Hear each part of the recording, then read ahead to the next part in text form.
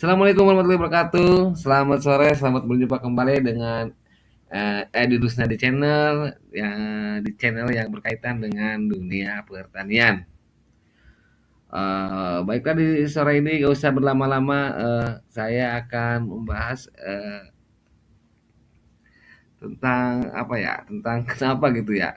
Kok ada tanaman yang kita rawat setiap hari, disiram, dipupuk, tapi hasilnya biasa aja gitu. Sementara ada yang kelihatannya santai gitu, tapi buahnya malah lebat. Nah, ini yang saya alami sendiri ini di pekarangan saya ini. Ini pengalaman saya nih, teman-teman. Nah, jadi ini ada tanaman terong saya nih. eh, Usianya kurang lebih 6 bulan gitu. Ya, sudah sering panen juga, tapi jujur ya gitu. Saya sempat ngerasa gagal. Kenapa gitu gagal ya? Karena buahnya nggak lebat gitu kan. Terus tanahnya juga udah mulai keras gitu dan saya juga sempat mikir ini kurang pupuk apa ya gitu. Nah, saya coba tambah pupuk ya tapi hasilnya tetap sama gitu kan. Jadi nggak lebat gitu kan. Nah, sampai akhirnya saya sadar ya, mungkin masalahnya bukan kurang pupuk gitu. Tapi saya yang belum paham tentang kebutuhan tanaman saya sendiri gitu. Nah, dari situ saya mulai cari-cari informasi juga, terus mulai ubah cara saya gitu kan. Jadi bukan lagi asal kasih pupuk gitu, tapi ya mulai dengerin tanaman gitu ya. Terus saya lakukan pruning juga gitu. Terus saya kurangi nitrogen eh, dan saya mulai fokus ke fosfor dan kalsium gitu untuk pembungaan dan pembuahan. Nah, saya juga tambahkan kalsium plus boron itu. Beli saya itu penasaran jadi saya beli beli pupuk kalsium plus boron itu. Itu ternyata yang sering saya anggap sepele ternyata itu punya punya peran besar gitu dalam dalam apa? Dalam membantu pembuahan. Nah, jadi sekarang nih perlahan-lahan ya udah mulai kelihatan perubahan gitu kan. Jadi tanaman ini jadi kayak lebih seger gitu bunganya juga udah agak banyak.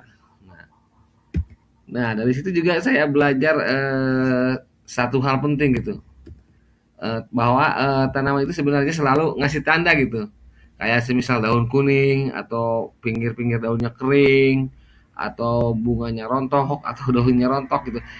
Itu semua bukan masalah sebenarnya, tapi cara mereka ngomong gitu ke kita ya sebagai pemilik tanamannya gitu.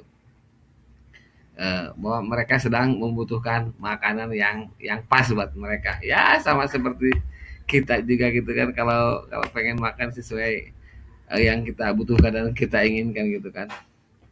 Nah, tapi ada hal yang penting lagi teman-teman gitu. Jadi sebenarnya kita itu nggak mesti nunggu tanaman itu ngasih kode gitu atau tanaman itu sakit baru kita bertindak. Nah, jadi kita bisa pahami lah dari awal gitu ya. Kayak petani-petani yang udah pro gitu kan.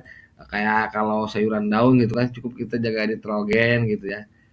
Dengan interval rutin gitu. Kalau tanaman berbuah gitu seperti terong ini gini. Jadi di awal kita dorong pertumbuhannya nih, tapi saat mulai berbunga jadi kita ubah gitu menu makanannya. Ya, karena tanaman ini juga sama ya makhluk hidup teman. Jadi punya fase hidup gitu, punya kebutuhan.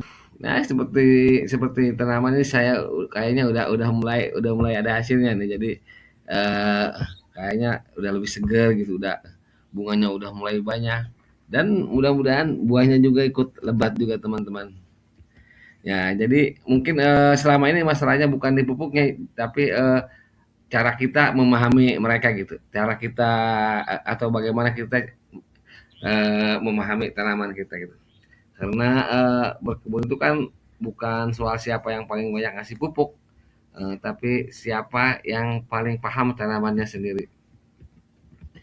Nah, dan sekarang saya juga udah gitu atau siapapun juga ya kayak yang punya lahan di pekarangan gitu misalkan eh kayak ibu-ibu rumah tangga yang hobi tanaman gitu kan atau bapak-bapaknya juga mungkin kalau ada gitu. Jadi jangan cuma disiram aja misalkan ya, tapi juga dilihat, didengerin, eh, dilihat juga perkembangannya gitu karena setiap perubahan pada tanaman itu sebenarnya cara mereka berbicara gitu pada kita.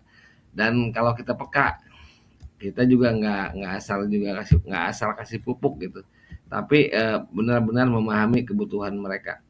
Nah, dan akan lebih baik lagi teman-teman kalau kita mulai mengutamakan atau menggunakan pupuk organik gitu, karena selain lebih aman untuk tanah, juga menjaga kehidupan di dalamnya. Nah, jadi tanaman bukan cuma tumbuh untuk hari ini, tapi juga tetap sehat untuk jangka panjang gitu. Karena pada akhirnya kan berkebun itu bukan sekedar menghasilkan. Gimana ya? Gimana aja?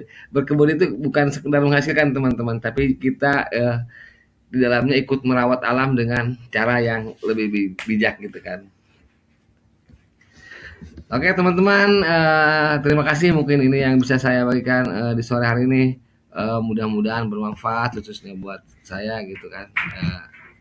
Dan ya mungkin itu ya teman. Kurang lebihnya mohon maaf. Wabillahi taufiq wal hidayah. Wassalamualaikum warahmatullahi wabarakatuh.